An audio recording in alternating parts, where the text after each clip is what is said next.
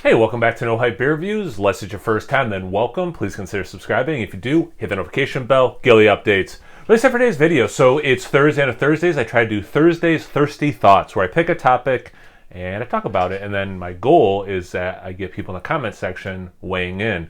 Hopefully this is a relatively easy one. Top beers of the year.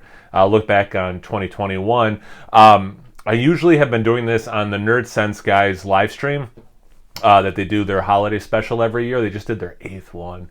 And I was sick at the time, and I'm like, I just wanted to be on camera as little as possible. So I didn't do it there. So I thought, let's do it here. It's right before the new year, so it kind of makes sense. Let me tell you how I kind of do it. I don't even have 10. I don't have 5 or 10. I have 9, so that's obnoxious. So what I do is throughout the year, because I basically only drink when I'm reviewing. I do drink a little bit off camera, but really not a lot.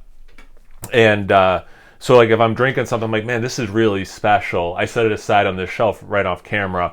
And then at the end of the year, I have however many I have. And I've tried to keep it like, a nice number, 5 or 10. This year just happens to be 9. I'm sure if I really thought I could have come up with another one, but it's all good. So that's why I have 9.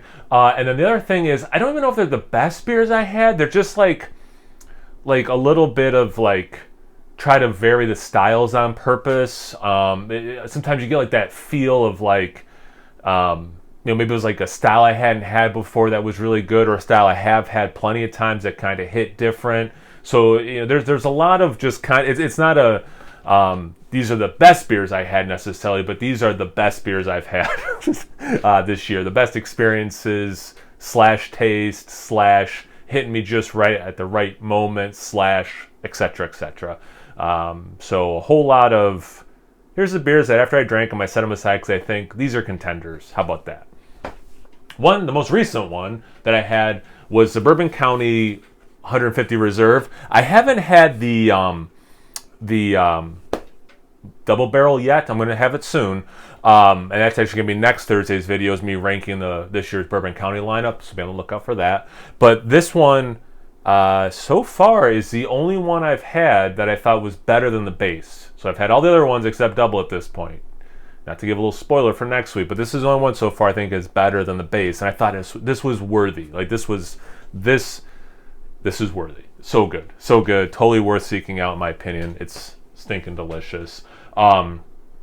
You got like what I wanted out of Bourbon County, and it was added. And just to give a little sneak peek to the stuff I'm going to be talking about next week, I feel like the other ones I've had took away from the base beer, and this one actually added to it. So I think that's really special. Keeping it in the vein of bourbon barrel age, just because this is the next closest one to grab, is Double Barrel VSOD Imperial Stout Asian Bourbon Barrels from I almost said Russian River. Oh my God, Revolution. Their barrel, Chicago represent. Their barrel aging program, top tier, no question, no debate. And I've had a lot this beer and a lot of others, courtesy of Ross. So as always, thank you, Ross. And in a category of their own, almost, for how delicious their barrel-aged beers are, this one stood above that, which is really hard to do when you're already like having a lineup of beers on a pedestal, and then you have one that was even better. Like, that's incredible. Courtesy of Mark, actually, no, okay, I was going to keep it Chicago, but we'll move. Hoppin' Frog Chorus. I guess this was a big year for stouts for me. I didn't even think of that. 15.7%. It's a Russian Imperial Stout. This beer just, it hit so, it was what I was in the mood for. It was nice enough to also just send another can for me to age a little bit. It had the big stouty, roastiness that I love, and like I love sweet stouts, but like every once in a while I want that Russian Imperial, a little bit of hoppy, roasty, and that in the format too. Come on, I know I'm a broken record, but I want more big beers in small formats. Here's a big beer in a bigger format. Going back to Chicago, another stout. I thought I had a decent. The variety's getting a little different in a second. This is Bananagram, and obviously, Hot Butcher sends out beers. I've tried a lot of Hot Butcher beers at this point. A good variety of stouts. Yeah, most of them are hoppy beers. It's in the name. But they crush stouts. Some nice pilsners I've had from them, and sometimes they can differentiate really nicely with a pale ale to an IPA to a double IPA and into the triple IPA. And man, this was what I wanted this beer to be, the chocolate covered banana beer. I was so excited. I love the can art from Dan Jetsa. I remember texting Sean from Nerd Sense. I was so excited for this beer, and it totally delivered. And when you try so many beers from one brewery, kind of like I was saying about the Revolution, for one to be like, no, this is the one, is really saying something. Changing up style a little bit, courtesy of my man Chris. This is Hoof Hearted. This is their Dragon Saddle. And triple IPA, all Citra. And I love Citra, Team Citra for sure. And for a triple IPA, which I'm not a huge fan of, like I like them, and they're growing on me. I think breweries are doing them better. I think I've learned to appreciate them more. I've had way more hits than misses in triple IPAs in 2021, which I really appreciate. But this one, only being Citra, how unbelievably delicious this beer was with one hop. Given the ABV being in check, it's 11.5, and the ABV was not burning; it just was bursting with flavor. That beer for me. Speaking of Chris, don't look under the bed. He sent me a lot of these beers, a lot of beers from Hightower, and they're delicious. They're a really good brewery that does a lot of different things well. And it was a big bourbon barrel-aged stout. Again, if you watch my channel, since day one, my big thing, IPAs and bourbon barrel-aged stouts. Here's the note I wrote. Enough vanilla, which I'm the vanilla police, and this beer had enough vanilla for me. This is a good idea. I should do this more, where I put like a little note on it for the end of the year. Plenty of barrel. The coffee fit in real nicely. With some of their beers, this one included, that vanilla and the sweetness, it's almost like confectionery powdered sugar, like interwoven with the complexity of everything else that's going on in the beer, and just like super like decadent but still beer, and just really special, really special. Should put these ones a little closer.